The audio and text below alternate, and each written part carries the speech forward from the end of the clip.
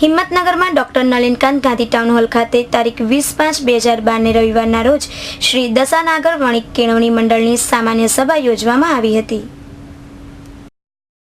હિંમતનગરના doctor Gandhi town hall ખાતે શ્રી દશાનાગર વણિક કેળવણી મંડળની યોજાયેલ સામાન્ય સભા તથા તેજસ્વી તારલાઓને ઇનામ વિતરણના કાર્યક્રમનો પ્રારંભ ભિલોડા SBI શાખાના બેંક મેનેજર ગિરીશભાઈ મહેતાના મધુર કંઠે ગવાયેલ ઇતની શક્તિ હમે દેના દાતા પ્રાર્થનાથી થયો હતો.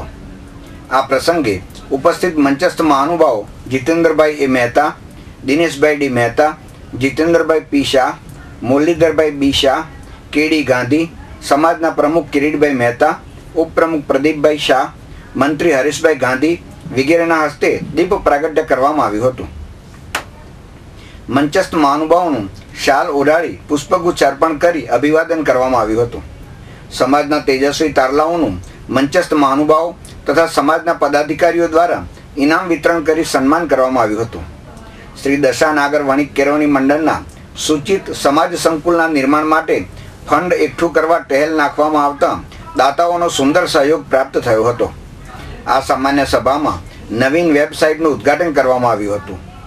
સાંજના 5 થી 8 કલાક દરમિયાન ડૉક્ટર કમલેશ અવસ્થી દ્વારા એક શામ મુકેશજી કે નામ કાર્યક્રમનું સુંદર આયોજન કરવામાં આવ્યું હતું, જેને સંગીત પ્રેમી જ્ઞાતિજનોએ મન ભરીને માણ્યો હતો.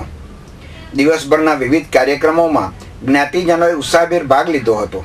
સમગ્ર કાર્યક્રમને સફળ બનાવવા પ્રદીપભાઈ શાહ તથા તેમની ટીમના કાર્યકરો રાજુભાઈ રાવલ, કમલેશભાઈ મહેતા, નૈલેશભાઈ ગાંધી, પંકજભાઈ મહેતા, સુનિલભાઈ મહેતા, વિનોદભાઈ વગેરે ભારે પરિશ્રમ ઉઠાવી સુંદર આયોજન કર્યું હતું.